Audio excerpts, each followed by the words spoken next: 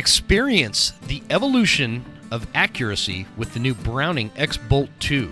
Guys, this rifle is something else. With the introduction of the X-Bolt, Browning has set a new standard in the development of bolt-action rifles. It was created around the goal of total accuracy, where every component worked in unison to improve downrange performance straight out of the box, from windswept tundras to rocky peaks high above the tree line to African plains and everywhere in between. The X-Bolt delivered the tack-driving accuracy a Browning rifle is respected for. And that's super true, guys. I really like this rifle from a standpoint of, like, it's not super heavy, it's not super light. I put a really nice scope on it. I love that Veritech stock because that is like one of those pieces of accuracy that, you know, that interface between the rifle and the shooter. Not everybody's the same size. The DLX trigger, you can get the plus magazine system for extra rounds. Great all-around rifle in the field.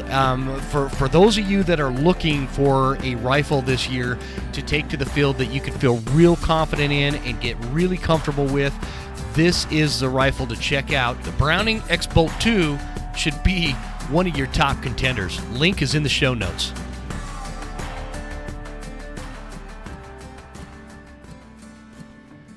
I'd like to welcome Mystery Ranch as a sponsor to the Western Huntsman. This is a great product. Specifically, we're going to talk about the Mysterium line. Those packs include the Sawtooth 45, the Sawtooth 65, the Beartooth 85, and the Marshall 105, depending on, you know, what you're doing with the pack. If you from day pack to backcountry, you know, plenty of space. I like what they wrote on the website. Between the disciplines of calculated preparation and in-the-moment focus, an intangible alchemy exists. We call it Mysterium. It is our most ambitious, tech-rich line of Mystery Ranch hunting packs, constructed for the most methodical hunters. I'd agree with that. It's a great pack, guys. I really like the ventilation system. When you put it on, it's nice and tight, but you're still breathing a little bit less of that buildup between the pack and your back when you're sweating and out there packing through the mountains and whatnot. It's a super functional pack, very comfortable, very good at carrying loads. I've been using it all spring between bear and just like I do a lot of rucking to keep in shape, and it has done a phenomenal job. I've got a lot of top-of-the-line packs out there, and you know, I've always kind of geeked out with packs, but I really do like the weight distribution and the way that it allows you multiple options as to where you're going to either carry a water bladder or one of those Contigo containers or whatever you're going to use. Really impressed. I love the ease of how everything functions on it, too. You don't need to, like, watch a bunch of videos to figure out how to undo everything to pack a bunch of meat out. That's really important for a guy like me, I promise. I'm not super smart. So the simplicity, the comfort, the load distribution, it all makes for a wonderful backcountry hunting pack. If you are in the market, check it out at mysteryranch.com/Mysterium.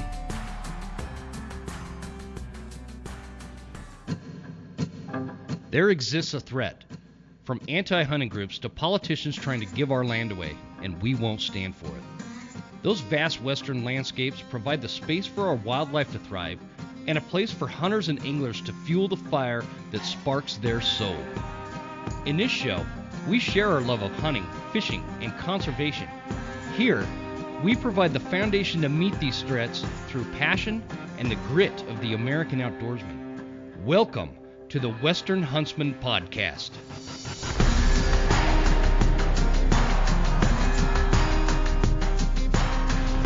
Ladies and gentlemen, welcome to this episode of the Western Huntsman Podcast. This is Jim Huntsman, your host, coming at you from the Broken Time Studio right here in Northwest Montana, brought to you by Eastman's Hunting. Guys, I haven't done like a gear type episode in a while, so I'm kind of excited about this one. This week, I've got my new friends. My buddy Dirk Durham introduced me to these guys, and I'm always interested in American companies and American products and just good old-fashioned American humans coming on the show and talking hunting. So I've got Jake Anderson and Trevor Anderson, and they are, I'm assuming, the founders. Is that right? Yep. The founders correct. Of TouLou Broadheads, and they made the decision to stay up late to talk with me because they're in Franklin, Tennessee. So, guys, I appreciate you joining me. Oh, pleasure to be here, man. Thanks for having us. How do you guys know each other? Because you told me you've got the same last name, but you're not related. So how do you guys know each other? Right. Yeah, we go to church together. So Oh, okay. Yeah, we Good met deal. probably like 6-7 years before we ever thought about starting this. Yep. And it's but yeah, we just met at church and like a men's group and just cool. friendship and Yep. and Yeah. wound up working together eventually on some projects and stuff, and Man, that's perfect. started this. Yeah. I was gonna say, if you hang out with Trevor long enough, all you do is listen to hunting podcasts and talk about bow hunting. So it's gonna come up. It's gonna come up. That's pretty much how I am. It's funny how we all gravitate that way. Like my basically my best friend right now, the guy that owns the outfitter that I guide for, I met him at church. And we all the hunters, we just kind of all gravitate towards each other, and then all the golfers, they're over there doing their golf talk and whatever, and it's just it's in nature, things just kind of happen that way, right? Yeah.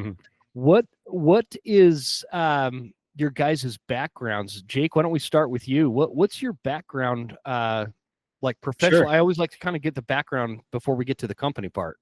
All right, so I kind of have like I back my way into everything. So I've done a lot of things in my life. If you looked at my resume, you'd be like, what the heck is this guy doing? Definitely can't hold down a job.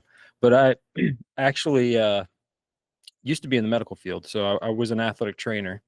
And I worked with, I worked at Georgia Tech, entered with the Tampa Bay Buccaneers. And while I was a graduate assistant at Georgia Tech, working with their football team and all that kind of stuff, which, like the national championships happening either now or close to now. So I got pulled off the sideline by the head physician, the sports, like the guy who does all the surgeries and things like that. Yeah. And he was like, hey man, you want to learn how to be a first assist in surgery and run an orthopedic clinic? And I was like, sure, that sounds a lot better than working 100 hours a week for not very much money. So he pulled me off, and I did that in Atlanta at Emory for a few years. And then I got recruited to come up here to Vanderbilt. And I did the same thing, working with an orthopedic surgeon. And then from there, I was very miserable. And my wife, who I met in high school, basically said, hey, you've been writing songs since you were 15 and we're in Nashville and you don't suck at it. So why don't you go out and just play somewhere? And that turned into me writing songs full time for about 5 years. So I've had, cuts with different artists, and most of my stuff that's been pretty big has been actually with international artists in Australia, Ireland, some other places. No kidding, huh? Yeah. He's had a number one hit in Australia. Yeah. So. Oh yeah. Really? So yeah. So that's pretty cool, man. I didn't know that. I have a country music background, so I can geek out with that with you. That's right. So I'm the guy that writes the songs and somebody else sings them 4 nights a week. That's the way I like it. That's the way I would way rather do that, man. I was a songwriter too, and clearly not as good as you are at it, but that's all I wanted to do was write songs for other people, so I can just be kind of living in the mountains and hunting elk. Right. So yeah, it's the way to do it. Yep. So when that happened, good for you. Yeah, then COVID happened and my job became not a job for a while, and that's when I started doing some stuff with him. So what about you, Trevor? Is that what's your background? Just blue collar background. I've been doing construction or one way or another all my life. My dad was a contractor. Grew up working for him, re-roofing houses, cabinets, anything and everything. Grew up in a small town, and just you got to be diverse in a small town. So learned a little bit of everything. Wound up doing some heavy equipment operating. From there, eventually wound up in the HVAC industry, which kind of led me to Nashville. Once I met my wife, you got to have cold air in Nashville. So we had some pretty hot summers, and so started my own HVAC business in Nashville. And when COVID hit, I needed somebody to help move equipment, and I knew my buddy Jake wasn't doing anything, so I said, "Hey man, why don't you come help me install some air conditioners?" So that wound up, wound up leading to me and him driving around in a truck every day installing air conditioners, and I made him listen to hunting podcast all the time, and this Ashby report came out, and I was already kind of on this single bevel design trail, I guess you'd say, after a bad experience with a mechanical broadhead on an elk, and me and Jake started talking about like different designs on how you could enhance that single bevel. Yeah. We listened to Ranella's podcast with that Ashby, and we were just like, we got super nerdy real fast and just really dove into, like, just fascinated. It's 30 years worth of data, right? And just going into it and going, okay, how can we take these principles that make a broadhead lethal and take them like 3 or 4 steps further and do something that's different than, anything out there. Also, at the time, beginning of COVID, there was like nothing was available. A lot of places you're trying to get fixed blade broadheads, and like a lot of the places like, sorry, factory's closed, we're not making them, so we're out. And those kind of things. So we're like, well, what if we just make them ourselves? So that was just kind of like this thing out of necessity almost. You're like, you can't find broadheads anywhere. And I'd be, well, I'm not going to ask that. We can always go down that road, the discussion, mechanicals versus fixed. And it's always like this, You'll start a war there. Oh man, World War III erupts, man. But I mean, it's just there's a failure point that happens with mechanicals. And if you take one broadhead that has this risk of mechanical failure and put it against a broadhead that's been being used for 20,000 years, essentially, that doesn't have a mechanical failure point, to me, it's a no-brainer. But people do swear by some of their mechanicals out there, and that's fine. But for me, that was the first thing, actually, when Dirk was like, hey, you should talk to my buddies at this TouLou Broadhead company. And I'm like, is it fixed or is it mechanical? Because that was a determining thing. And he's like, oh no, it's fixed. I'm like, let's do it, man. Right. I'm game. I'm not throwing rocks at people that want to use mechanicals. That's fine. Do your thing. Sure. But I do know, like,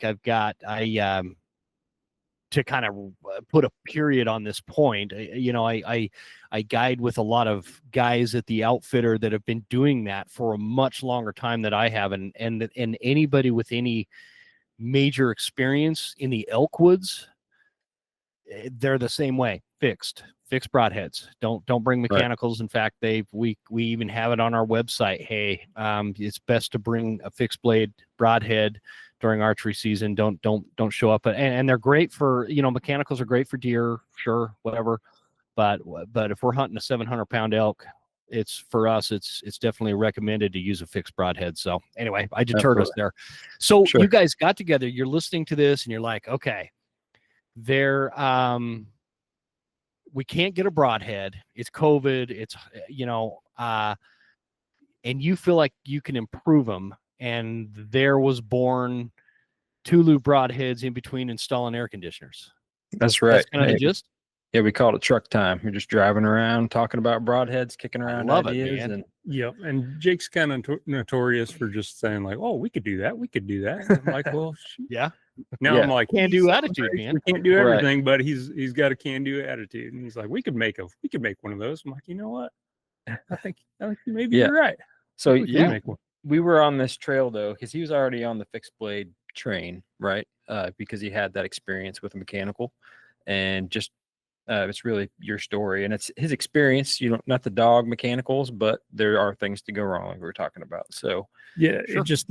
I had a 35-yard shot broadside on an elk, and just had very little penetration. Luckily, wound up recovering the elk and bringing it home on that trip. But came back home, and I remember flying home on the airplane from this trip, and I was like, man, why did that not penetrate? Like, I'm pulling 70 pounds, 35 yards. When you guys 29-inch draw, ended up backing out. because there was no blood and that thing ran off and they didn't see it. So they had to come back and just luckily stumbled into it in the dark. Like grid search Oh, report. really? Yeah. Finally stumbled upon him, opened him up that night, just barely clipped his heart. Luckily recovered him. And yeah, so it started me down this rabbit hole of what it takes to create penetration. And the single bevel design really started. Okay, I'm gonna circle back to that that point you just made, because I think that's a really important point, the penetration part. And you know, my buddy, have you ever listened to the Elk Bros podcast, Joe Gilia over there? Oh, I haven't. I have not heard that one before. Okay, so he's like a guide, and he calls himself Coach Joe, right? Coach Gilia, for teaching people how to archery elk hunt. And his big thing is, his goal is to create 2 holes, an entry and an exit. And that's been something that's really stuck in my mind, because I think that he's right. That's going to be a lethal shot, and it's going to be a lot better blood trail. So we'll come back to that in just a minute, because I'm super curious. You guys made reference before we hit record here. How'd you come up with the name TouLou Broadheads? Right. So that's it's really, you guys can smack me, by the way. For saying That's all right. That's all right. So it's really Trevor's story to tell. It's a tough name, but we had to take it once we found it. Right. So just to lay some groundwork before he tells the story, you know, like we were talking about, we're riding around the truck, and now we have a design. We get there, and we're kicking around ideas, and you know, we're like, we had one name that I'm not going to say what it is, but anytime you think you have a name for something, my wife was like, please, for the love of God, just do a Google search. Yes. And and there's like, you know, 12 other companies that have a name similar to what we had. And so we're back to the drawing board. And so like 2 months. Were they broadhead companies? No, but some of them were in the outdoor industry and things like that. And so it was just, it was a lot less original and cool than we thought it was. And it was going to cost a lot of money to do SEO and try to, like, you know, compete for space online. So he texts me one night after about 2 months kicking around names, and he goes, TouLou Broadhead Company, don't shoot it down or whatever. And I was like, that's awesome. What is it? So turns out it is a story of the heritage of hunting, family tradition, and bad parenting. Really? You got to take it from there, Jake. Yeah. So we got to go back even further. Like, so the Hudson Bay Trading Company, right, was a trapping company back in the day. So the French trappers, long time ago, they wound up moving into. I'm from small town Colville, Washington, northeastern Washington. What part of Washington?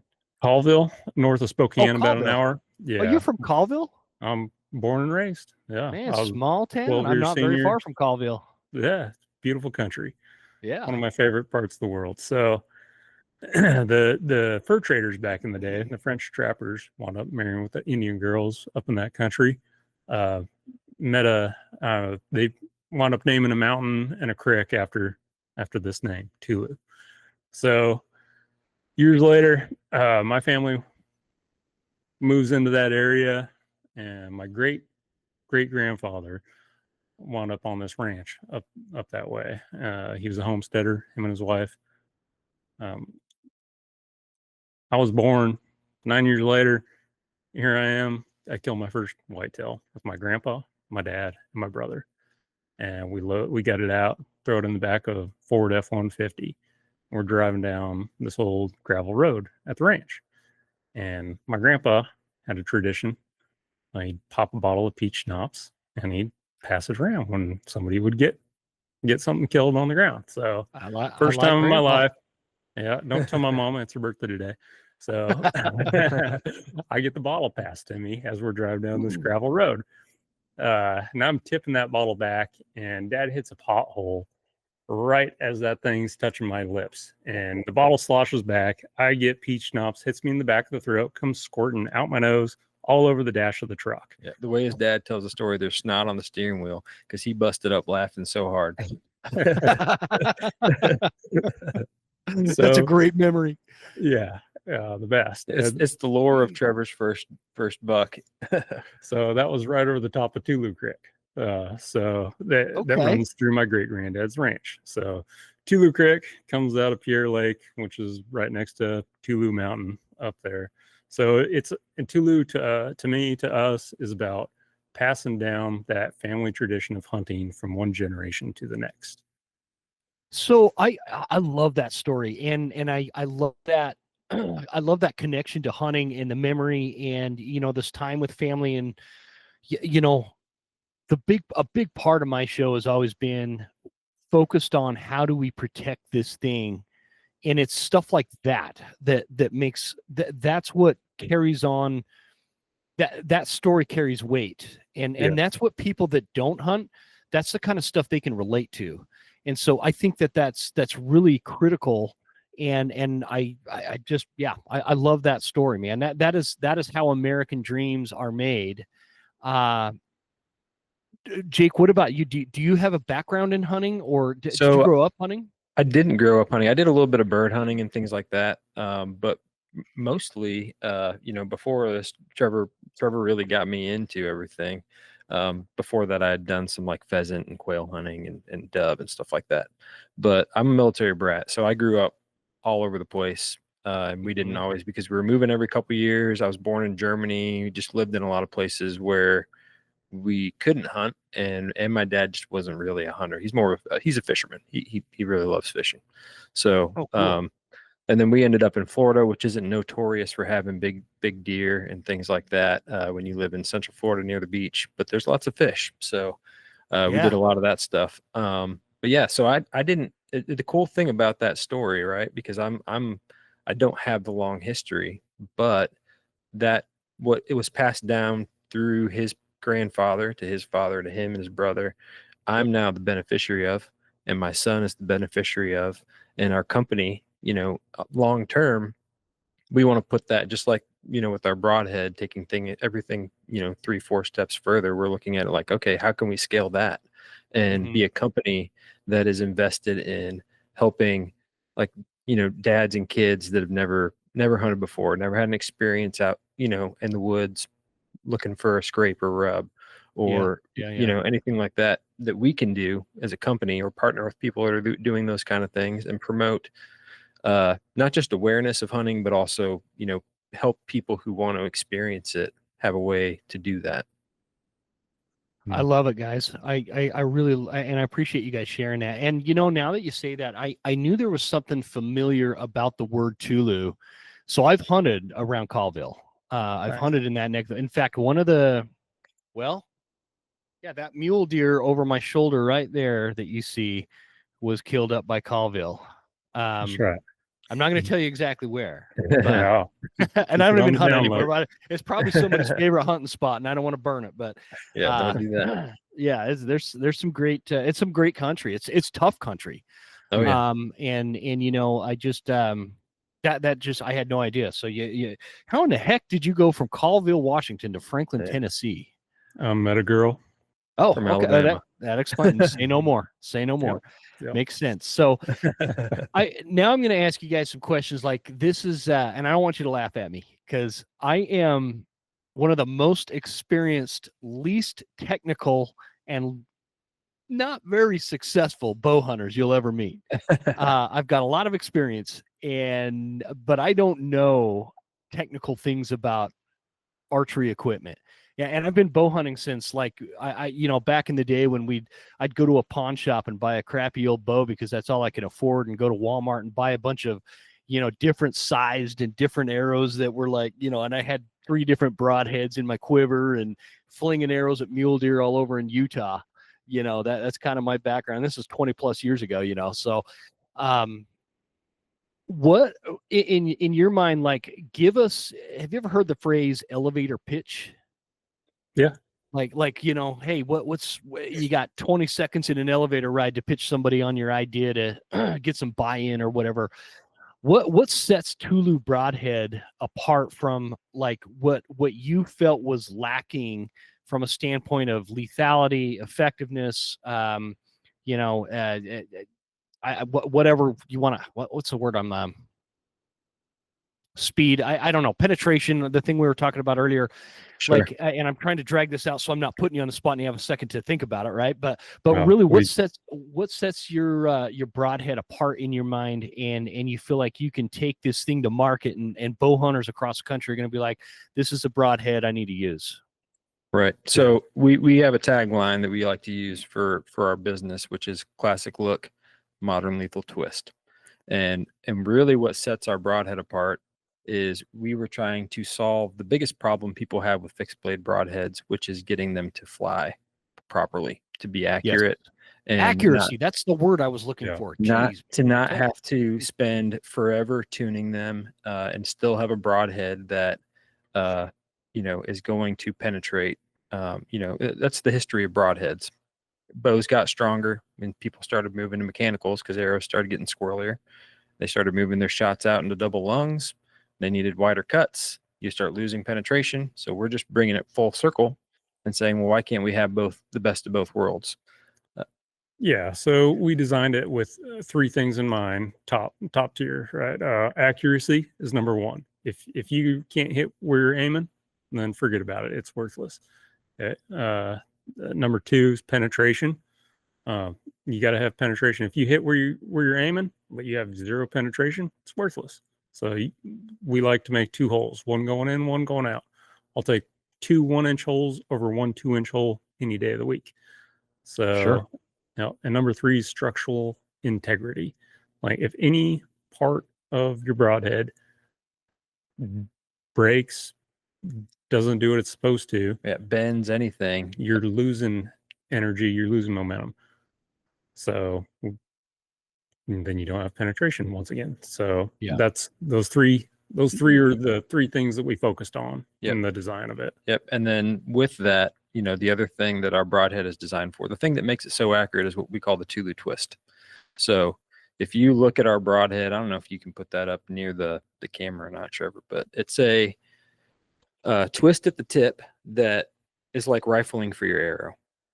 Okay. So, I could see that. I could see that. Yeah. So if you're paper tuned for a field point with our broadhead, you should be able to just throw our broadhead on the same weight as your field point and take it out to distance without having to do much at all.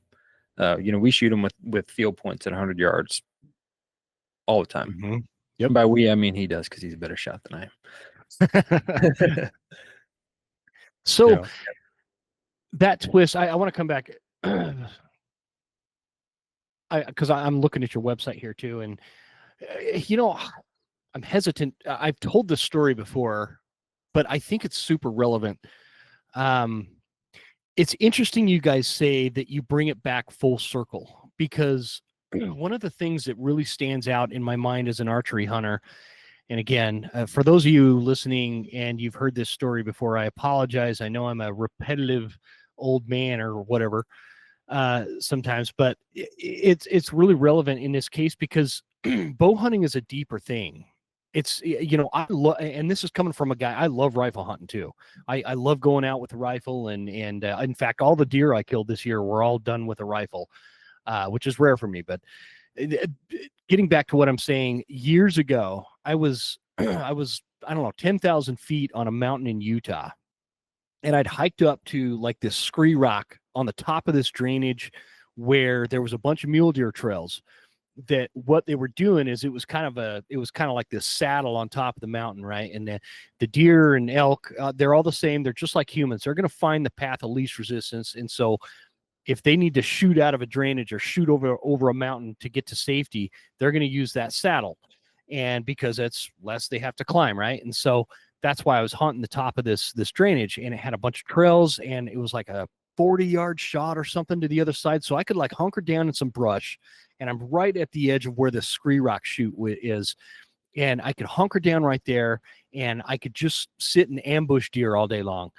And as I was sitting there, you know how sometimes when you're hunting, it's a lot of times going by, you get bored, you start kind of poking around maybe a little bit and losing focus and not being as, I don't know, paying attention as much as you should be.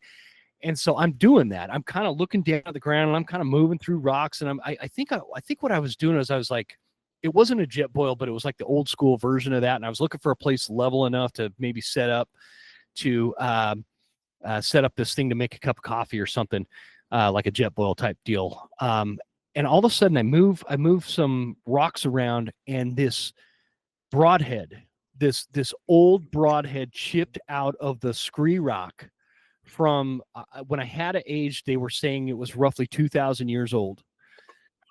I started looking, I still have the broadhead, and I'm looking at this thing, and I don't know if that's past the point of, I think that you're not supposed to take them from this area, but I didn't know that at the time, and I don't really care. I took it, and I still have it, and you'll never find it if you come looking for it, because I have it hidden.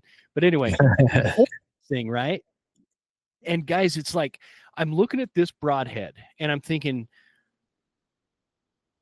generations ago, like hundreds of generations ago, some dude had the same thought that I did. He was going to sit at the top of this chute where the deer cross the top of this saddle and move into the bottom or towards the bottom of the drainage to my left. And he was strategically hunting the same way I was, and dropped a broadhead. And then I get looking at the broadhead, and I'm looking at my broadhead on my arrows, and it's like this crazy 4-pronged freaking tool of death that didn't fly straight at all. And it was like, what is the difference here? And like, I love this story because it connects us to hunters, this primal thing that we've been doing all of our lives, right? This native guy that was doing exactly what I was doing. But then I'm looking at how complicated and what we think is better in terms of technology. This guy probably killed a lot more deer than I did with that old hand-carved, chiseled out single bevel broadhead that he tied to the tip of an arrow that's all handmade and custom, and it probably just came loose and fell or something right there. It's a long way for me to say, why fix what's not broken if those guys back then were using it? Absolutely. Does any of that make sense? Yeah, So for sure. when you look at the that. when you look at the profile of our broadhead, we literally had the conversation. We're like, hey man, we're not going to be able to beat something that worked for 2,000 years. So like really the innovation is in the twist. But from a penetration standpoint, like the reason we have a solid chunk of metal with no set screw, no blades to deploy, no anything, is because we don't want anything that could come loose, that could break, that could be in the back of your mind and go like, oh, did I tighten that set screw all the way down whenever I resharpened it and then recentered my broadhead or whatever it is? We don't want to worry about those things. I especially don't, guys. I told you I'm not a real technical bow hunter. I don't know what like feet per second my arrows fly at. I don't know any of those real technical stuff. What I do is I take my bow to a bow shop and I have them paper tune it, and I take their recommendation as to what's going to be the most lethal setup while I'm in the field. And so that kind of stuff, what you just mentioned, Jake, is really important to me because I don't want to have to go back and check and make sure that nothing's changed, or I don't want to worry about whether things are going to open at the moment of impact. I don't want to worry about, if one little thing, like I don't want a broadhead that has a lot of moving parts. Does that make sense? And so it's like, you're speaking my language when you say that. And again, I just throw reference because you guys listening know Vantage Point was a huge part of the show for a long time. VPA, it was kind of the same concept, but you guys have added like this twist factor to it. So tell me a little bit more about that. Sure. Yeah, so the twist is designed to generate rotation in front of the center of gravity, just kind of like your fletchings do, but it winds up, it's like putting rifling on your arrow. So if you have rotation there and you generate more rotation at the front, well, what we found is that we don't have any planing issues that a lot of fixed blades have. So it has to track right back to center. It can't walk or deviate off course. And like you said, like you go to a bow shop and have them paper tune your bow and set it up for you. That's awesome. We just had a bow shop owner, technician come to us at a show last weekend. Yep. And say, what did he tell you? I'm trying to remember which one you're talking about. The one that he came over and he said, hey, we said, hey, can we tell you about him? He's like, nope. I had a pack last year. Yeah. He's so like, this is the easiest. It's the easiest broadhead to tune. This guy's pretty interesting because their shop it's in Wyoming, I think, in Cheyenne. And he was basically like, we have a zero drift program. Well, they will actually broadhead tune people's bows to whatever broadheads they want to use. And they've got a case full of broadheads, and ours are in there. So he bought a pack last year just to mess with, which is, I think most good bow shops want to do that. They, you know, they're building trust because they know, like, hey, I've used this thing. I know what it does. I know, you know, how effective it is. And so he bought one last year. We were talking to somebody and I, you know, flashed one at him and asked if he wanted to take a look at it again. And he goes, "Oh no, I just need to make an order," which is great. But it's because it's always a nice problem to have, right? Yeah. Well, it's because though he took a year to mess with it. And, you know, in his program, he's like, sometimes it takes 3 or 4 hours to broadhead tune a bow. And he's like, with yours, it took like less 30 minutes. Really? Because basically you just have to paper tune your bow. If you paper tune through with a field point and put it on, it legitimately acts like a field point because all that rotation is being generated at the front. It's like throwing a spiral every time you throw a football. Mm-hmm. So what does that do? Does that make any kind of difference on that? We're talking about penetration, and it brings it back to that zero. And so therefore you've got like more energy. I don't know if I'm asking this right. Again, guys, I'm not technical with this so stuff. you may be referring to paradox. And so it does, you know, because it's rotating from the front, we find we don't have like slow motion footage that's showing that it gets to flat, perfect arrow flight faster. But you're rotating from the front, which means that you're losing less energy wobbling around in the front, you know? And that's making sense in my head now. So because before that rotation was created by the fletching. Yeah. So when you have tight rotation in the back, right? So if you got an arrow here, we're showing people, but if you're rotating from the fletchings, your moment of force is back here. Yeah. And you get torque here because that's what's generating the rotation. And then the front wants to wobble around, right? Because it's not what's generating the rotation. But if you generate, I've seen that visually. If you generate the rotation from the front, you get, even if you get squirrely in the back, you're always following the tip. That makes sense. See, that makes sense to my brain. And for those of you listening, just doing the audio only, they're in the video. If you don't know, we have the live video version. So if you can tolerate my ugly mug and want to see it on like YouTube, that's what they're showing with the arrow, and that makes sense in my head, especially when you're holding it up and kind of showing me like that, because I'm not smart enough to like, you know, visualize that without the actual visual. It's pretty intuitive. The other benefit of that though is it has to rotate, right? So an arrow's in flight until it's at rest, and when it's going through the air, those planes, because there's contoured planes of the blade, you actually have you're not just relying on the bevels for rotation. So it's forcing the arrow to rotate through the air, so it spins, and then when it hits an animal, when it's going through hide or bone or anything, it has to rotate. So when it hits, if you on a marginal shot, if you hit a scapula or a femur or anything like that, it pops stuff open because it has to rotate. Yeah, we had a kid out of Texas. His dad owns an archery shop down there. He took looks like a quartering 2 shot on a nice mature buck. Put it through a rib, through the lung, through the guts, and broke a femur of this mature buck. This kid's 9 years old. He draws 40 pounds on a 23-inch draw with a 100-grain broadhead, and broke that femur, split it in half. No kidding. Yeah, that's what shout out to Corbin's Archery in Texas. Oh, sweet. And those guys in Texas, they're always doing crazy stuff down there. Oh, the craziest stories always come out of Texas for some reason. It's the testing grounds of the United States. That's right. For archery. It really is. So, what else have you found with this? Like, have you guys had? Because one of my things, and I think that comes from, I've been guiding the last few years, and a lot of this comes, the questions I have come from that. You know, a lot of guys come out and they want to do archery, and they're you know, they might not be as ready as maybe they should be, right? And so sometimes they hit that shoulder blade. Sometimes they hit somewhere where they shouldn't. And what, like the way I explain it with for my rifle hunters or just any rifle hunter in general is like, you know, people really like to get all been out of shape about whether the 6.5 Creedmoor is a big enough round for an elk or whether it's not.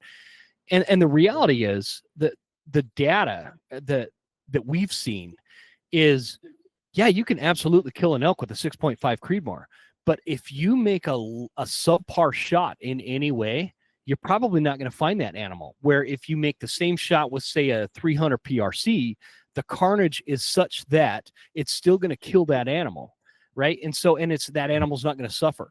And so, I guess that's my question is that, does that hold true with like a TouLou Broadhead from a standpoint of maybe a subpar shot is made? Because we've all been there where, whether it's a deer or a screaming bull elk, you know, we get worked up in the moment and maybe don't make the best shot. And there's environmental factors. It's raining, or we're shooting maybe through some brush that in our clear head wouldn't shoot through. I am totally guilty of that, where I like didn't even notice the brush until I saw the arrows start freaking hitting every little branch that I didn't see because I was so jazzed up about this bull elk, you know? And so what can you guys talk to us a little bit about that? Like a subpar shot being made due to circumstantially just being overly excited, maybe.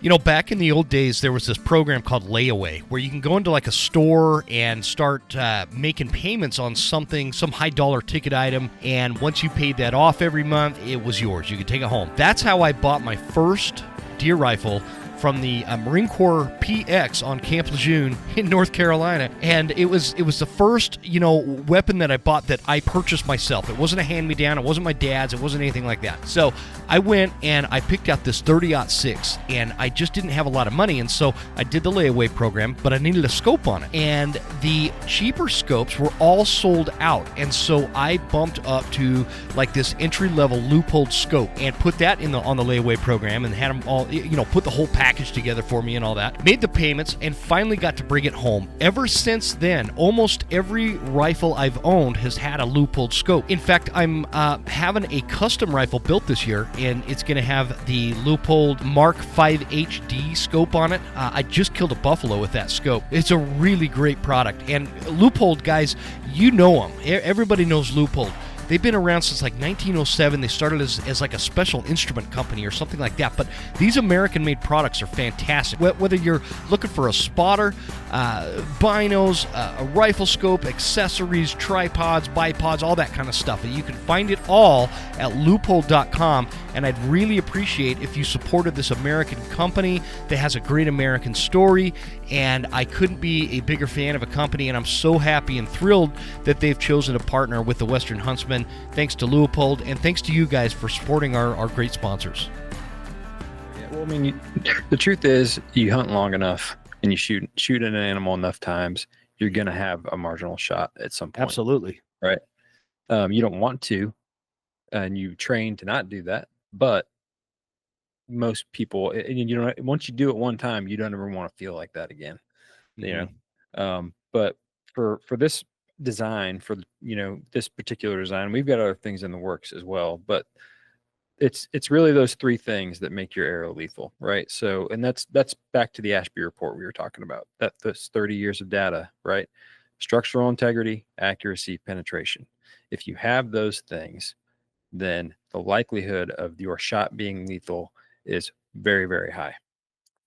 Yeah, no, I've had a deer come in, nice buck, come in chasing this doe, and I stopped him, and he stopped quartering to me. I stopped him a little early, and I was already drawn back, and I mean, it was either take the quartering to shot or I wasn't getting this buck this day, so I went ahead and let one go. Put it through his neck. I hit him a little bit high too. Went through 3 vertebrae and 8 inches into his right lung. Oh, so, wow. Yeah. So you dumped him. Oh, he hit the dirt right there in front of me. Right. And there's no way I would have even thought about taking that shot with any kind of mechanical. wouldn't have killed him for sure. Yeah. Right. So what about what has been your experience? I know you guys are in Franklin, Tennessee, and so you probably don't get a chance to hunt elk every year, or do you? Oh, we go every year. Every year. We Do go you guys every year. do you guys know? Like, I saw a picture, man, where it was like a 400 class bull, and it was in Tennessee. Is that like, are you guys getting pretty good herds out there? There's one herd that's in Eastern Tennessee it's like a lifetime draw right now. They're trying to grow it. Better odds of winning Powerball than you do. Oh, really? It's drawn in bad, Tennessee, huh? probably. I think they issue 15 tags or something. They might issue more. I put in for it every year. It doesn't cost much, but you ain't getting it. So no, we go. Yeah, I go out west every single year. I have ever since I got addicted to elk hunting. They're my favorite animal to chase. And once you hear him bugle, like you're standing right there with them, man, and you feel your blood start to, race through your veins a little bit, it's kind of hard to not go back. That really is part of what it is, man. It's that the mystique of that bugle in a foggy September morning. I think that's part of, like, I love hunting mule deer. I love hunting whitetail. I love hunting bears. And when it comes down to the actual animal, they all have, like, if you ask me in the moment of hunting a bear what my favorite animal is, I'm going to tell you it's a bear. But when I'm out of those seasons and it's like, January, like it is now, elk are my favorite, man. And it is because of that bugle and that the mystique of that sound that is so quintessential to a Western hunt, a Western big game mountain hunt, and so I don't know, I get I get excited about it. So so your experience with elk with these, the carnage is where. So, well, talk to us a little bit about that. What's been your experience with elk on these? I've taken one elk since we've had 2 seasons that I've gotten to chase them with our broadheads now. Like, we're that new. So I'm shooting 50% on it. So last year, I'll take it. So I had a bull with a Phelps game call, actually. I bugled that in the middle of the day, and he just piped off 60 yards from us last year. And I unfortunately didn't get any of it on video because it just happened too fast. But I wound up having to run in on this bull, and he stepped out and stopped at the wrong place at the wrong time for him, and sent one through 35 yards right through double lung, and watched him take off, and I listened to him die 35 yards from us. Wow. Yep. Wow. That's the common story we get from customers. That's the cool thing about having a company, right? Is there's our experience, and then there's what everybody else has done with them. Yeah. So we've had people kill everything from turkey to Watusi cattle, with water buffalo. I was going to ask, anything big like a bison? Oh yeah. I don't know about bison. Wildebeest. Yep. Wildebeest. A few water buffalo. We've had pass-throughs on water buffalo. Yeah. See, that's impressive. Water buffalo are not easy to kill, man. Yeah. Oh no. We had this is another shop in Texas, like we said, the proving grounds for shooting at critters. One of our shops, All Star Archery, Troy, runs a counter there, and he called me with his pants on fire. He's like, Jake, I need more broadheads. And I was like, okay, what's going on? And he's like, well, you got to talk to this guy, Ross. And so apparently Ross switched over to our broadheads from another fixed blade that, Troy had talked him into trying us out. And I think he's in construction, and part of his business model is taking people on real expensive hunts at private ranches. So they were out chasing Watusi cattle, and he's got 100 grain broadhead, 70-pound draw. I don't know how many inches he was, but he's lined up on, and if you know what Watusi are, they're like they're like wild African longhorns. They're about 20-30% bigger than like a Texas longhorn. Big animal. Oh, wow. Great So big animal. He lines up on one, and he blows through the scapula, cut off the top of the heart, went out the other side, and penetrated into the heart of the one behind it. He He had to pay two trophy fees, and then he took the rest. No, man, He took the that'd be rest of his painful. buddies. He took the rest of his buddies back to the shop, and they bought all the broadheads that they had left on the shelf, and that's why Troy called me. But Wow. those kind of stories are cool, right? Because like we can't kill everything. We want to eventually, but it's fun when other people take them out and are doing really fun stuff with them. Mm-hmm. I'm super, like, bison is top of mind right now. My daughter just killed a bison this morning. It wasn't with a bow.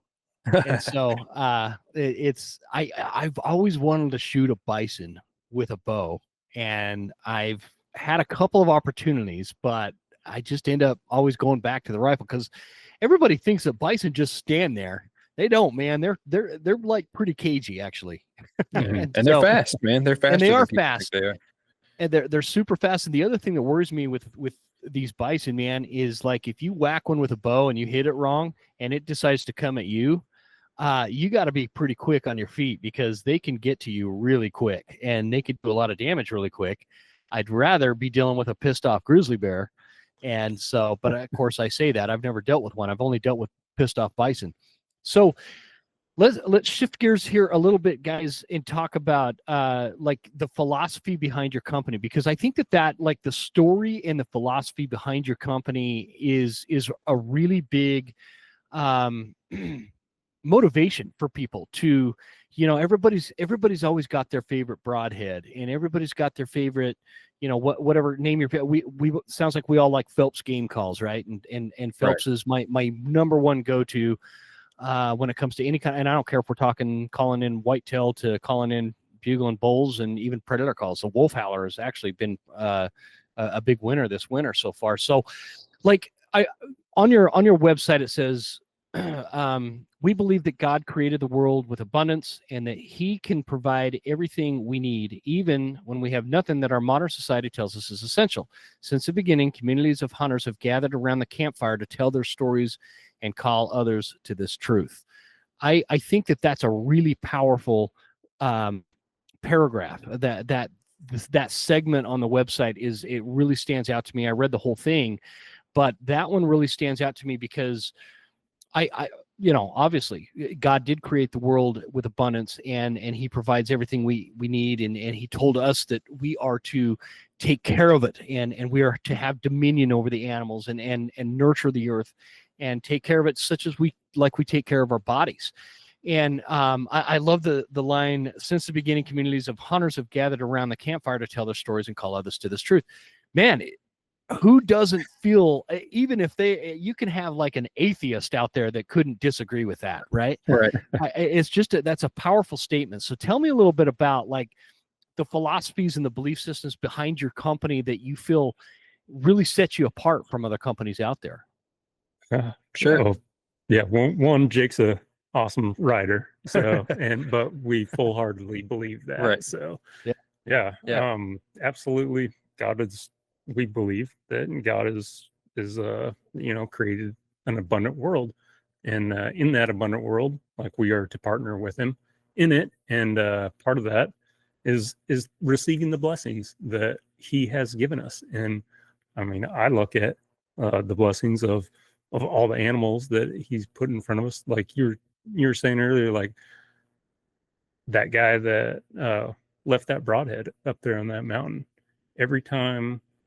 Pretty much every time I'm out hunting somewhere, I'm thinking about like, how did people do this? Live life, thousands of years ago. And, they, by the grace of God, survived by being provided for by him. And that's what I believe. And that's what I think about when I'm out in his creation. So being out hunting is my favorite church, Yeah, me too. That's where I walk with God. Isn't that interesting? And do you think that, because I'm the same way, and I know a lot of, especially Christians, that feel this way, that when we are closest to God is when we are in his creation of nature, not walking down Mission Beach, San Diego, or Austin, Texas, and I'm not picking on any cities other than I don't feel close to God in like some big developed area. I feel close to God when I am miles away from other people. Yep. And it's like this powerful thing. Do you think that that's because of God's design from a standpoint of this primal need to provide and to pursue these animals? Like I believe it's in a man's spirit to hunt, and it fulfills a man's soul, especially in a lost world like today, where you can't get that anywhere else. And so it's important to me to disconnect from the modern world and invest my soul into the wild, these places that God made, and I feel totally like He is hunting with me. And I don't know. For me, I believe that that's because of this deep-seated primal thing that we do as hunters, and that's how God intended us. Yeah, I think it's being in need, you know. Yeah, that's a great way to put it. A lot of the stories, especially in the Old Testament, are, you know, people that meet God in the wilderness, and the wilderness is really this place of like where you don't know if you're going to make it. Yeah, wilderness in the Bible, the wilderness is not a place you want to end up. Yeah, generally speaking, it's that's a sign of like, hey, this is trouble, right? And it's a walk of dependence. Yeah. Right, which is really what we're called to do, is to walk humbly and depend on God, and to love Him and love others. And so for us, when we think about, you know, doing that individually, we want to have a company that has those values as well, and that we can use that as maybe an entry point for somebody who, you know, maybe they just want to hunt, but it could be maybe the first time anybody's just said like, hey, when you get out here and you look, it's good for a man to go somewhere to a mountaintop and look out on something endless, because we're designed to look in awe and wonder at the creation that God made for us to steward.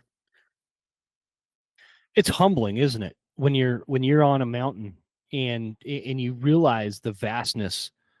There's nothing like self-absorbing as like when you're in a busy Starbucks in downtown Seattle or something. Because I go to a lot of big cities all the time, but I live in a town of less than like 250 people, right? And so it's always this thing that I think about. And I think that part of our connection to God when we're on a mountain and we're hunting is this struggle, and like you said, the dependency that we have on God to not just, you know, it's not like for me, I don't pray for success on the mountain. I pray that God gives me wisdom on the mountain, and I think that that's an important distinction, and that humbleness I think can be easier found on a mountain, and I think that more people would benefit if they tried that, and they tried that, and it's hard to say too, because if you look at social media, there's nothing but ego, like crazy ego, you know, and I think that people have a lot of ego when they're posting something on Instagram, but that ego may not exist 5 miles from the truck on a mountain. I don't know if I'm making any sense, guys. Yeah, it totally makes sense. And you're putting yourself in a position where you're not in control. The weather could change. Unexpected things happen. You know, your independence. You know, you're out there and you have the skills that you've learned, and you know, the abilities that God has given you. And you know, we're lucky to have able bodies and be able to go out and do this stuff. But it's, at the end of the day, it puts you in a position that struggle is dependence, right? So a guy like Cam Haynes, who is pushing himself to struggle, right, is doing that. There's wisdom in it, right? Because when he's putting himself in those positions, he's trying to find out not just how far he can push himself, but how far God can sustain him in those things that he's doing. Absolutely. How much more can he learn? You know, there's a humility to it, even though it seems like crazy ego. It's also there's a certain, like a level of trust you have to even go out and push yourself to do something like that, and I think it's the same thing for anybody that goes out on the mountain. Yeah. First time anybody goes, I remember I'm a flatlander following this guy around, and he's a brush warrior and a mountain goat basically. So, but it's those things where I'm like, all right, I've never done this before. So I'm trusting you and I'm trusting God, Mhm. and I have to do that, like I had to do that the first time we went out. You don't know what to expect until you're out there.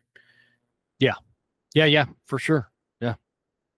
So how, and you guys seem to want to translate that, like from the message of your company and choosing to manufacture these broadheads in the United States too is another, I think, important facet that I would want the listeners to understand, because not everybody values that, but I think within the community of the hunting space, I think that is something that people value greatly, because it's a rare thing.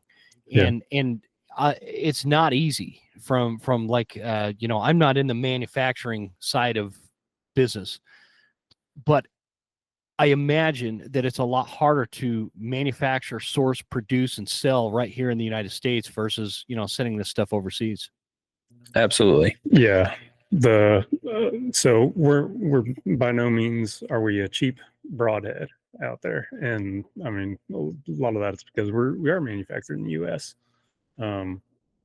We didn't settle on any cheap materials at all. We looked and sought out the very best that we could to make it when we were producing it. Especially, I mean, we were producing it back before tariffs or anything, and back in 2020 when like it was hard to get anything out of the country anyways. But it was intentional for us because we were looking at it and going, okay, how can we make the best broadhead we can possibly make with our design here in the United States? And it is harder than people would imagine to find a manufacturer that sources their materials in the US. Mm-hmm. So like the steel that our broadhead's made of comes from a quarry in Indiana. Like we vetted all the stuff, even down to the foam inside of our packaging and the tin that it comes in, all those things, made and sourced in the United States. And that was very important to us. And it took a long time and a lot of cold calls and emails and talking to manufacturers to, see not only do they have the capability to make the design, but also to be committed to doing that with us, and being a good partner in that. Mm-hmm. Yeah. So all the companies that help us to produce this, like we've talked to the owners of them. We know the stories back behind their generation. One benefit that's cool about a product like this too, when you're producing a broadhead in the United States, probably 80% of the people on the lines that are making our broadhead, whenever it's going through the process, are bow hunters. They are. So, and for us, so we think about it and we're like, okay, well, back to abundance, right? Like, how can this broadhead, we make it here, David that works on the line, at the factory is going to make money making our broadhead, so he's going to feed his family with that. And then he's going to use our broadhead and go out in the woods and he's going to feed his family again with our broadhead. And like, how can it be that, and so doing that, making it the best we can. And then, that's why it comes with a lifetime warranty. It's because we made it as bomb proof as possible here with good materials. Well, and I don't know about you guys, and I don't know about you guys listening either, but for me, just my ethics within myself, obviously I'm proud to be an American, but I feel better about, what was the name you used, David, making it in, wherever, Franklin, Tennessee or whatever, feeding his family. I feel better about spending more money than like that going to some slave labor element out of China, making just to mass produce it and sell it cheaper at Cabela's, and I found, when you're out in the woods, I'm in the woods a lot, and I find animals that have suffered slow deaths due to maybe poor shot placement or something like that. And I always I'll dig the broadhead out. In fact, one of my rifle hunters, we found a broadhead in that elk, and that elk was still kicking around. So anyway, in those circumstances, those are always those cheap broadheads made overseas. And because it's not hard to pull those out of something stuck in a scapula and examine it. I think that's important. I think that it's important to me for sure. And I think that anybody that, if you're a serious hunter and you value lethality, because we feel like we owe it to the animal to be as lethal as possible so they're not suffering, it should be worth it to you too, to spend a little bit more money on those broadheads. And I'm on your website. Your broadheads aren't like out of line. They're not crazy expensive. They're pricey, but that's what I expect to pay for a good broadhead. So, well, we also looked at it from a standpoint of like, we want to be not out of reach in the marketplace. But the whole goal from the beginning was to make the best broadhead possible and the most efficient and ethical, like that you can take a shot with this thing and be very sure that it is going to do what it's supposed to do. So that was the whole goal from the beginning. But from a price standpoint, also when the tariffs hit, we looked at each other and we're like, this is great for us because all that cheap Chinese stuff is now going to be $80. And so a $130 pack of broadheads with a lifetime warranty starts looking better and better. And because we're made here in the US, like our prices really didn't change. And if they change a little, like just a little bit, like we'll probably eat it so that we can pass that on to the customers. And you've got 100 grain and 125 grain available now, and it says you're working on 150 and a 200 grain. Yeah, we're shooting for this fall to get those available. 150, 175, 200, and some. We haven't talked too much about them, but we've got some other designs in the works that maybe also be coming out relatively soon as well. I'm sorry, I was reading your website. My bad. When did you say the 150 grains might be available? We're shooting for this fall. Yeah, we're shooting for hopefully this be able to ship probably them July, August. by July. Oh, okay. Yeah, Okay. get them to people before fall hunting season. Has this, because I know you guys are brand new, has this negated you guys from installing air conditioners yet, or are you still doing that and making broadheads? I still install a few air conditioners. I don't do as many as I used to. Me and Jake are on the road quite a bit these days, visiting shops, going to trade shows and things like that. We're in, I think, 36 or so states now in retail, and it's growing a lot. We're incredibly grateful. We've had an incredible reception from people in the industry and shops, and I mean, it's just we pinch ourselves when we go and we do stuff, and we get to spend more and more time talking to bow shops and talking to guys like Dirk, and we're just like, we get to do this all day, just tell awesome stories, and it's so the more and more we could do that, that's we just count it all as a blessing. But with any business, right, when you're starting something, we want to be good stewards of what God's given us. And we feel like this idea, this design, everything that we're doing is something that, when we were designing it, even back to he was saying, I'm a we could do that kind of guy. We came up with the design. We finally got close to something that is what we have now, but definitely not as refined as this. And he's like, well, how the heck can we make that? And I was like, well, I bet we could just print them out of plastic, like resin, with a 3D printer and see if they fly. And he's like, okay, well, how much is a 3D printer? And I was like, I don't know, but I bet we can get one on Amazon. And so about 3 days later, he's like, oh, hey, I got a 3D printer. He's like, how do we got to make a 3D model. And how do we do that? And I was like, well, we could probably learn how to use AutoCAD. And so we taught ourselves how to do that, made the design and did all the things. And wow. So you guys, I mean, that's rough and tumble right there. Yeah, talk about coming up through the trenches. Yeah, serious redneck engineering going on over here.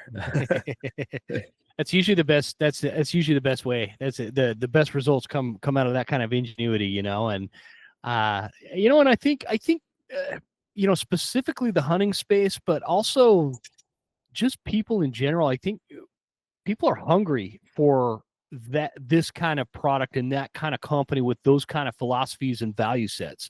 You know, I think people and especially like bow hunters, bow hunters have always been a bit of a particular type. They're a particular breed. You know, they want things a certain way because it's not about just killing an elk and putting meat in the freezer or something. It's about the whole experience from buying that bow that they love, to buying the arrows that feel right to them, to putting the arrow build together, to creating this thing. It's like there's this art form to it. You know, my buddy Nate Davenport, he just tattooed my arm. Actually, he's a tattoo artist, but he's also this longbow hunting fool who shoots giant bears with his longbow. And you know, for him, it's an art form, and of course it is, because like, he's a tattoo artist. That's an art form. You're a songwriter, Jake. That's an art form. You know, there's an art form to knowing how to do refrigerant on an air conditioner. Yeah, you know, it's so people I think are hungry for that, and hungry from that side of a business. You know, from like they're leery of these corporate conglomerates sourcing their stuff from the Congo and putting them in these products that we use every day, and them just working not, you know, in a subpar way. I think especially bow hunters, they're sick of that. They're sick of that corporate conglomeracy. This I don't know, small town idea, building this company, building these custom broadheads that we can go run around the woods and make part of our system, because bow hunting is a system, you know. And so, I mean, rifle hunting is too, but bow hunting is a system. Your bow and your arrows and your mentality and your abilities and your lethality, this all has to work in conjunction with each other. And just putting the right broadhead on that arrow, I think is like, you know, the most critical step of the whole thing. And that's what hunters are hungry for. Is that what you guys are finding? You think hunters are receptive? It sounds like people have been quite receptive to these broadheads, huh? Oh yeah. We've had great reception to them. We have people come back to us all the time and tell us like, "Hey man, this is the best flying broadhead that I've ever shot." Yeah. Bow hunters are definitely a niche group of people that like to do things their way. Like Paul Medell, he likes hunting elk in a particular way. The elk nut. Yeah, I know the elk nut very well. Yeah, like he wants to kill them on his terms, he says. So he's always looking for that hot bull ready to come in, right? Like he wants to kill them on his terms. He wants to play with them. If a bull's not heated up and ready to go, he's like, let's move on to the next one. Find one that is ready to play there, because that's the experience that he wants to have. He wants to go out and do it with a bow, call them in, get them all fired up, and have a bull rush in on him. And that's his passion. Like, yeah. And you won't find somebody more passionate than Paul Medell, man. You know what's fun about doing a podcast with him is I will ask him maybe 3 questions, and he will just take it from there for 2-3 hours, and it's like epic elk hunting content. Yeah. You know what I mean? And he's knows so how to carry passionate. a conversation on his own. Yeah, he does. And sometimes I almost worry about him. I'm like, Paul, man, I hope your blood pressure's getting a little bit high, brother. But he's just that jacked up and jazzed about elk hunting, and like that is genuine authenticity right there. It's the same. We were talking about Dirk. You know, he loves elk hunting, and he loves talking about elk hunting, and he loves teaching people how to elk hunt. And he's just passionate about it, man. I love people like that. I can tell you guys are passionate about it. Like every time we start talking about elk, your guys' eyes light up, and you're my people. So what else is there? Well, go ahead. Dude, it's hard not to like it. I would be hard pressed to find anybody who's been out on a good elk hunt and had a close encounter with one of those things that doesn't come away from me and be like, I got to do that again. That's my favorite part about guiding is when I take somebody that's never been in the September elk woods, and for the first time they hear a screaming bull, just absolutely raunchier as all get out, just blow them away with a big old nasty bugle. And it's like the golf ball sized eyeballs. Right. That's why I love it, man. I love seeing that. Yeah, when you're standing there and they start chuckling and you feel it reverberating in your chest, like that's a you can't really replicate that anywhere else. No, no, you really can't. It's not like it. It's always like, you watch a war movie, it's not really like that. And then it's the same when you watch an elk hunting video, and man, I tell you what, it's exciting watching videos on YouTube, but it is not like being actually, standing there in the elk woods. So Right. no, this is great, guys. I'm really, really impressed with the company, and I'm really impressed with like your ethics and your your value set. I think that's a really important. That's another thing I think people are hungry for, or companies that actually have and maintain a value set, and like an apparatus that they work by, that doesn't exceed out of those parameters, and I think that's really important. And like for me, that's important. And I don't know if it's because I'm getting older or what, but I really like that. What else do you guys want people to know about your company, TouLou Broadheads, before we wrap this up? I don't know. You got anything?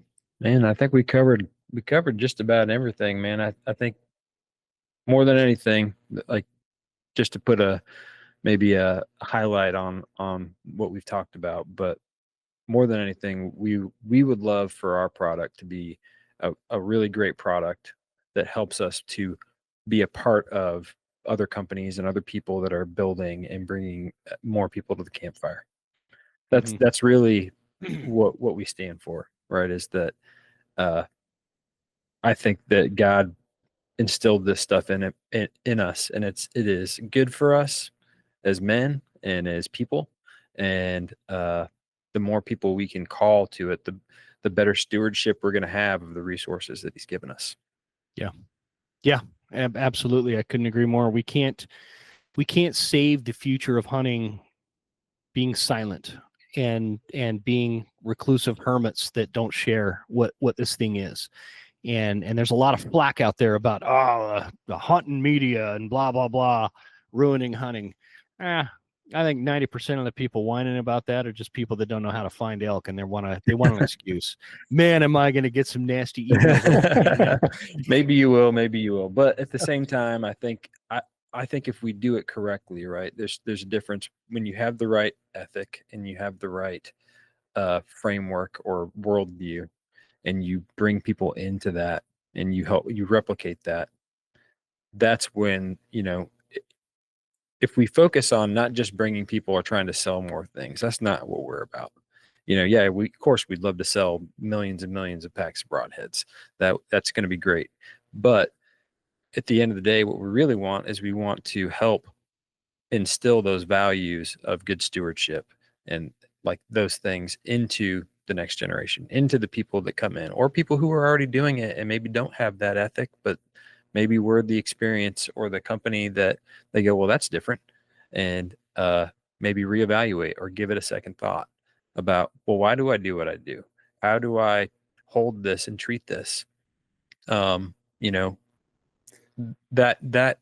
is what I think is going to not just bring more people in and revive the health of the industry, but also have more and more people that are interested in and passionate about good stewardship of the resources we've been given. Yeah, we're going to be gone one day, and we don't get to take any of this with us. So we both know that, and so it's what we leave behind that's going to matter, and hopefully we're pointing people in the right direction. So, like if you guys can fast forward, however many years it is when that happens, and you can think of like the kind of legacy that you would want to leave from a company standpoint, what kind of impact or legacy on the hunting community do you foresee, and what do you want to make? And I know I don't mean to put you guys on the spot. I can always tell when I'm putting somebody on the spot because they start looking around like, oh man.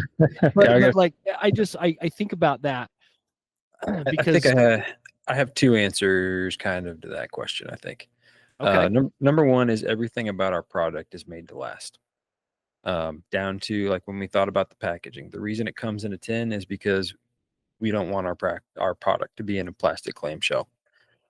We envision one day, 30 years from now, a kid going through his dad's garage and being like, oh man, he picks up a TouLou tin full of some nuts or something like that. And he'll go, man, remember those old TouLou tins?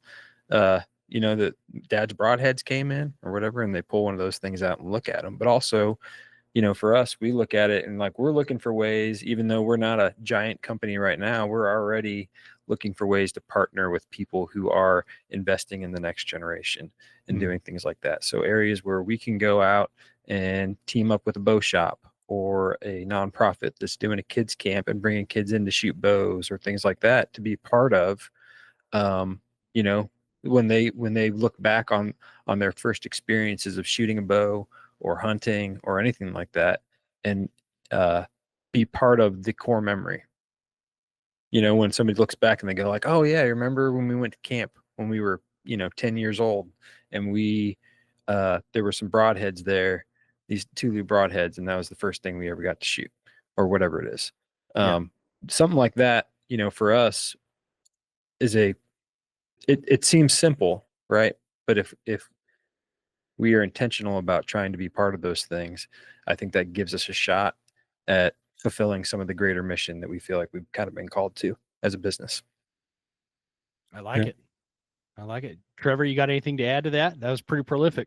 It's hard to follow right there. Yeah. Right? No, I want to be able to pass the same memories that I have when I was 9 years old, down to the next generation. So you got a bottle of peach schnapps? We might do it a little different nowadays, but yeah, same memories, different style, maybe. I don't know. Depends on the town you're in. Depends where you're at. Let's say I pick me up a pack of TouLou Broadheads, and I'm up there hunting, at 10,000 feet after a mule deer, and I accidentally drop my broadhead right there. In 2,000 years, is somebody going to find that TouLou Broadhead? You think it'll still be there? They probably will. It's not going to be rusty. We coat this in a product that's anti-corrosive. It's a nickel-based alloy that never rusts. So it'll. That's a good point. Actually, that's a good point. I hate when I come out of the field and I'm tired and I'm groggy and I put my bow back in my case and I don't take it back out, and it'd been raining all day, and like 3 days later I got a bunch of rusty broadheads. That does happen. Yeah, that's happened to me. It's a thing. Yeah, it does not happen with TouLou Broadheads. Hopefully, 2,000 years they'll be sitting there. Yep. You've probably never seen a rusty nickel, have you? No, I haven't seen it. Can't say that I have. So, so that coating on there is, like I said, everything about our broadhead is made to last. So even down to abrasiveness and things like that, you can shoot that thing through a target 1,000 times and it'll still be on there. It'll still feel slick and smooth. Wow, cool. Well, guys, tell everybody where they could find you. I've really enjoyed this conversation with you guys, and I think people will be interested in, if this is the right time of year, by the way, for those of you listening, to be looking at some of your failure points from gear from this last season, or maybe you're just gearing up for this next season and you're considering maybe it's time to upgrade the broadheads or whatever various pieces of gear. I would say this is a really good broadhead to investigate and see if you can put it in your toolbox, because there is nothing more critical.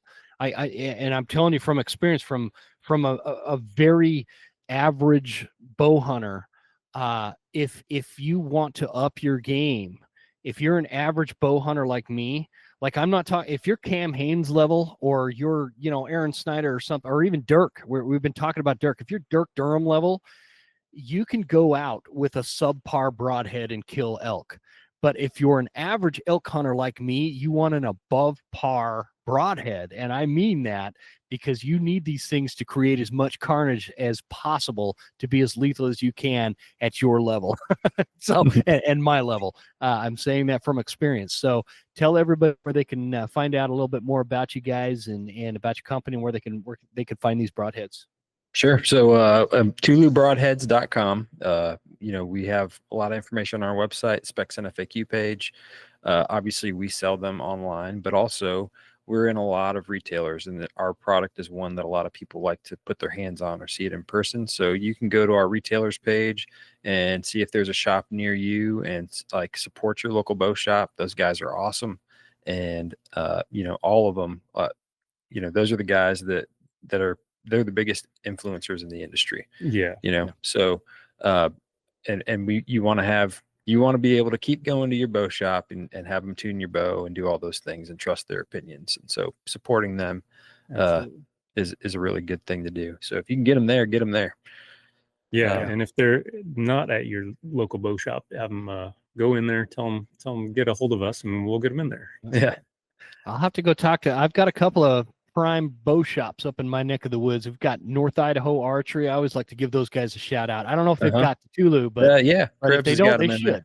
Do they? Okay, good. Yeah, Krebs got them in there. Yeah. My buddy over at Pete at, oh my gosh, now I'm going to draw a blank, over Clark Fork, Idaho, Arrowworks. Man, I almost forgot. Sorry, Pete, if you're listening. I don't think he's like 80 some odd years old. I don't think he listens to podcasts, but I always give him a shout out. He's a Matthews dealer, Clark Fork, Idaho, North 40 up here, and there's a pretty decent bow shop. They should be carrying the TouLous as well, I would hope. If not now, they will be, right? Yeah, we've talked to them before. I think they definitely want to have them in there. They didn't quite get them in there last season, but we'll work on them again. We'll work on it. So TouLouBroadheads.com, and then we're most active on Instagram. So if you want to check us out on social media or anything like that, TouLou Broadheads on Instagram. Yeah, I'm on your Instagram now. Is that Cam Haynes there on your? Yeah, man. We just found this out recently, but like Archery Country in Austin was one of the first shops we got our broadheads into, and Tyler stopped by our booth this year again at ATA, and it just comes up in conversation, and we're like, man, we don't even know how he got our broadheads. We've never talked to Cam Haynes. We're obviously we're inspired by him. Awesome guy, and we love the content that he makes and all those things. And like just 2 months after we started shipping broadheads, there's a video of him shooting them in his backyard, and we're like, what is happening right now? Wow, that's pretty cool, man. I didn't know that. Yeah. Huh. So we were it was a big morning. Yeah, it was a big morning. So we're just like I said, man, people have been way kinder to us than they have any reason to be. We're incredibly grateful. But yeah, Tyler, I think, was the one who I just found out this year. So 2 years later, that he was the one who's like, oh yeah, I gave him a pack. Yeah. We're like, awesome. Oh, cool. Thank you. Well, I mean, he's the guy, like the world's most renowned bow hunter. He's the guy you want carrying those those broadheads, right? So that's awesome. Yeah. I didn't know that. So cool deal.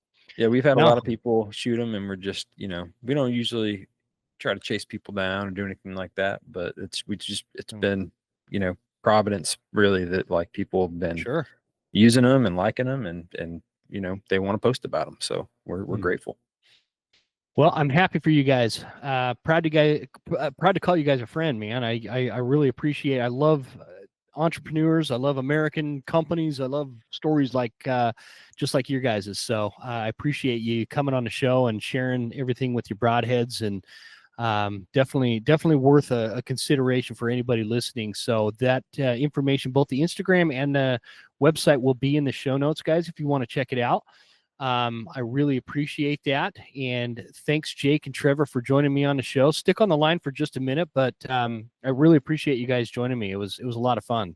Yeah. Thank you for having us, man. It's honestly a pleasure. It's great talking to you. Absolutely. Awesome. And lastly, thanks to Mystery Ranch, Leupold Optics, Phelps Game Calls, and Browning. I always feel a little awkward when I'm promoting Browning when it's a specific bow hunting conversation, but you guys know I love my Browning rifle, and so get out there. They make good stuff. Yeah, get that X-Bolt. That X-Bolt did me a lot of favors this year. It'll make you look good when you're subpar as I am. So thanks again, guys. God bless, and we'll just keep in touch.